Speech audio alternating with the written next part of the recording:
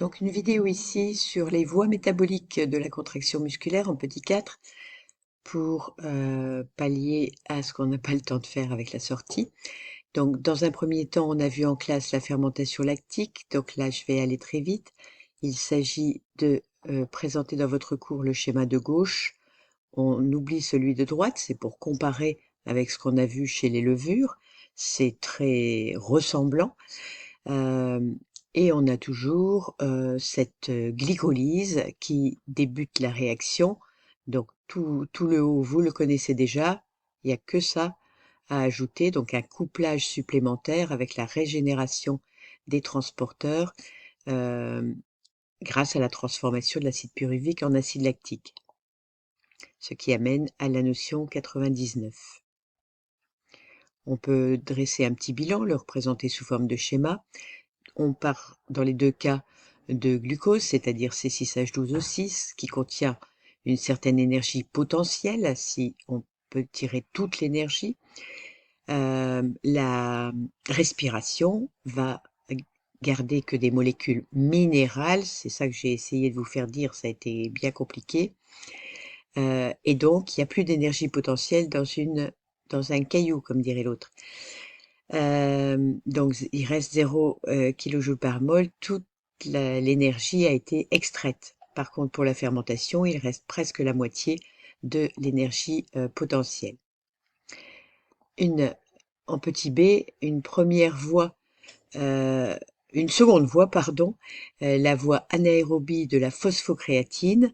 Donc la phospho, vous entendez le groupement PI, le groupement phosphate, qui est accroché sur la créatine, va agir avec l'ADP, bien sûr, puisqu'il va céder son phosphate à l'ADP, qui va s'en saisir et former de l'ATP. Cet ATP va servir au travail musculaire, aux mitoses, etc. Et donc, perdre un phosphate et redevenir ADP, et puis on a donc un cycle qui se met en place. Donc c'est une voie anaérobie, ça ne demande pas de dioxygène, mais il n'y a pas fermentation, donc pas formation d'acide lactique ou autre pour cette voie. C'est toutefois une voie qui est elle aussi limitée, puisqu'elle ne peut servir que pour les 30 premières secondes d'un exercice musculaire, par exemple un sprint. On va voir maintenant en petit c que les fibres musculaires, elles sont de différents types. Vous avez ici une coupe transversale de fibres musculaires, donc on voit grosso modo des ronds. Ce sont des fibres coupées transversalement. Et ces ronds, entre guillemets, sont de deux types. On en voit des clairs et des plus foncés avec une certaine coloration que l'on ne nous précise pas ici.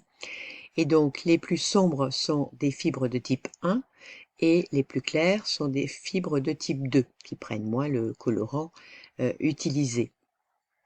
Si on compare ces différents types de fibres, je vous conseille vivement ce tableau dans votre cours. Les fibres de type 1 vont avoir une forte résistance à la fatigue, une vitesse de contraction lente. Elles vont être très riches en mitochondries. Elles auront une teneur en enzymes de la fermentation lactique très faible, voire nulle, une irrigation sanguine très forte et une teneur en glycogène faible. On peut préciser ici que le glycogène, c'est une grosse molécule glucidique de réserve, c'est-à-dire un polymère de glucose que vous avez maintenant vu en TP. Si on réunit toutes ces informations, et notamment la richesse en mitochondries élevée et l'irrigation sanguine forte, on en déduit que ce sont les fibres qui réalisent la respiration cellulaire, puisque apport de dioxygène et utilisation par les mitochondries, d'abord la glycolyse, mais après le cycle de Krebs et la chaîne respiratoire dans les mitochondries pour produire beaucoup d'énergie, beaucoup d'ATP. Et donc, c'est la voie qui va être utilisé, le type de fibre qui va être utilisé pour des exercices longs d'endurance, puisque vous le voyez aussi, la résistance à la fatigue est forte. À l'inverse, les types 2, c'est les fibres du sprint, ou de l'haltérophilie, ou de la boxe, ou de mon badminton. Enfin, la façon dont je le pratique. La résistance à la fatigue va être faible, donc très vite les réserves vont être épuisées. La vitesse de contraction va être extrêmement rapide. Il y a très peu de mitochondries. Il y a une concentration en enzymes de la fermentation lactique qui est moyenne. Donc elles feront de la fermentation lactique, mais aussi elles utiliseront la phosphocréatine. Une irrigation sanguine qui est faible parce qu'on n'a pas le temps que le dioxygène arrive jusqu'aux muscles et subisse les différentes transformations. Et une teneur en glycogène élevée, on va puiser sur les réserves pour ce type d'exercice.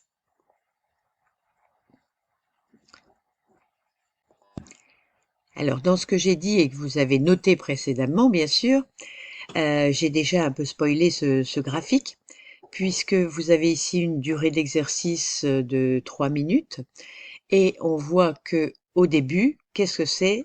C'est la voie anaérobie de la phosphocréatine qui débute la réaction, les quelques premières secondes, puis le métabolisme anaérobie, c'est-à-dire la fermentation lactique qui prend le relais, et le métabolisme aérobie qui commence également mais très faiblement et qui va être plus sur la durée, donc la respiration. Vous avez ici un autre type de représentation de ce que j'énonçais précédemment. Pour faire un marathon très long, on va donc principalement utiliser le métabolisme aérobie de respiration, tout comme pour de la marche ou de la nage libre, sauf dans les premières secondes où on peut utiliser la fermentation lactique, mais c'est que la mise en route. Par contre, pour des exercices très courts comme l'haltérophilie ou un 100 mètres ou encore un 400 mètres, eh bien, c'est principalement la voie anaérobie de la phosphocréatine et uniquement pour l'haltérophilie. Pour la course, ça va être principalement aussi la phosphocréatine, un peu de fermentation lactique, enfin pour des courses courtes, et puis la respiration, et vous voyez que ça change au fur et à mesure que l'exercice devient plus long. Ce qui amène à la notion 100, les métabolismes anaérobie ou aérobie dépendent du type d'effort à fournir. Est-ce que c'est un effort intense et court ou est-ce que c'est un effort d'endurance sur du long terme, ça a une grande durée. Cela nous amène au petit d, des muscles qui s'adaptent. Ils vont tout d'abord pouvoir s'adapter à l'entraînement, et ça c'est fantastique, puisque au plus on s'entraîne, au plus nos performances augmentent. Enfin, il paraît. On a ici des biopsies révélant le type de fibre, donc toujours les coupes transversales à peu près des ronds pour les fibres musculaires. Avant le début de l'entraînement, donc ici on a, c'est un schéma hein, je pense, ou alors une image mesurime faite à partir d'une photographie. Avant le début de l'entraînement, on a beaucoup de fibres de type 2 et un peu de fibres de type 1. Et après 8 semaines d'activité, on voit que les fibres déjà ont augmenté de diamètre et ne sont plus distribuées de la même façon. On a plus de fibres de type 1 par rapport au nombre de fibres de type 2. Ce graphique nous montre la proportion des types de fibres en fonction de la pratique sportive. Donc notre corps va évoluer en fonction de notre entraînement. Vous avez peut-être vu vos muscles gonfler à certains endroits de votre corps pour quand vous faisiez tel ou tel sport.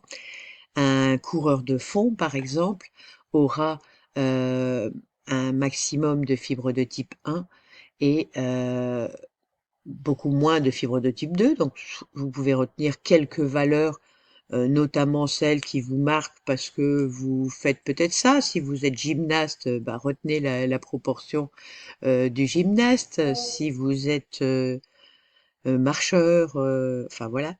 Euh, Pas tout retenir, mais retenir un exemple ou deux, ça fait un bel argument.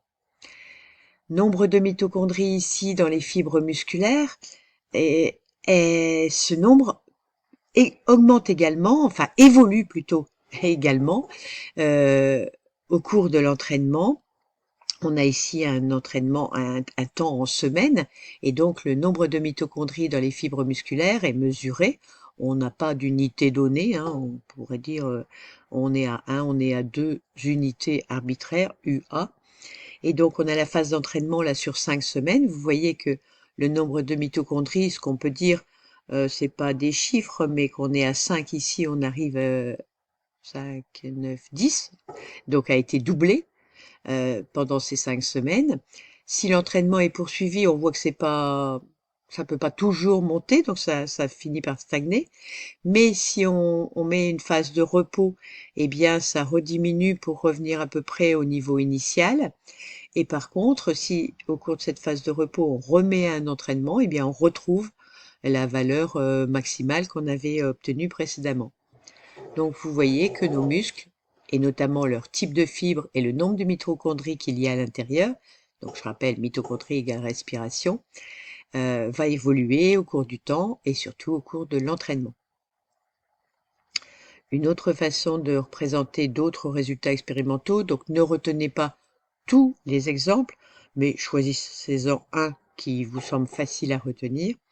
On a ici la mesure soit chez un sujet non entraîné, soit un sujet après 6 mois d'entraînement, l'activité d'une enzyme de la glycolyse, une activité d'une enzyme du cycle de Krebs, une activité d'une enzyme de l'oxydation des lipides. On constate que le sujet non entraîné, a certaines valeurs, et que après 6 mois d'entraînement, c'est l'activité des enzymes de l'oxydation des lipides a doublé. Ça veut dire que l'individu brûle des graisses, mais qu'il utilise aussi le cycle de Krebs, c'est-à-dire qu'il fait de la respiration de manière 2 fois plus intense. Par contre, la glycolyse n'est pas fortement augmentée, ce qui nous pousse à penser, on sait qu'il y a de la glycolyse pour la respiration, qu'il ne doit pas y avoir beaucoup de fermentation dans ce cas-là, et que c'est sans doute un sport de long terme et pas un sport à base de fermentation. Ici, on a donc un graphique qui nous montre en fonction des doses d'énanthate de testostérone, donc un dérivé de la testostérone, le calibre des fibres musculaires qu'on a vu dans un document précédent, c'est-à-dire le diamètre de la fibre, qui va augmenter en fonction, au plus la dose est croissante, au plus le diamètre de la fibre, que ce soit de type 1 ou de type 2, va augmenter. Vous avez des points qui sont de part et d'autre, mais on a tracé une tendance moyenne, une courbe de tendance sur ces graphiques, donc une information importante. Et pourtant je pensais avoir mis l'autre avant. Ici, une dernière chose qui est assez intéressante, c'est qu'en fait, sous l'action des stéroïdes anabolisants qui créent du muscle, il va y avoir aussi un auto-renouvellement des muscles qui va se faire avec fusion des noyaux et grâce à ce qu'on appelle des cellules satellites. Et j'essaie de revenir en arrière, voilà. Le nombre de noyaux mesurés, vous voyez, il est croissant en fonction toujours de ces doses de dérivés de testostérone, ainsi que le nombre de cellules satellites. Vous avez ici dans ce document quelques effets secondaires de la prise de stéroïdes anabolisants. Je vous conseille d'en retenir au moins quelques-uns pour votre copie.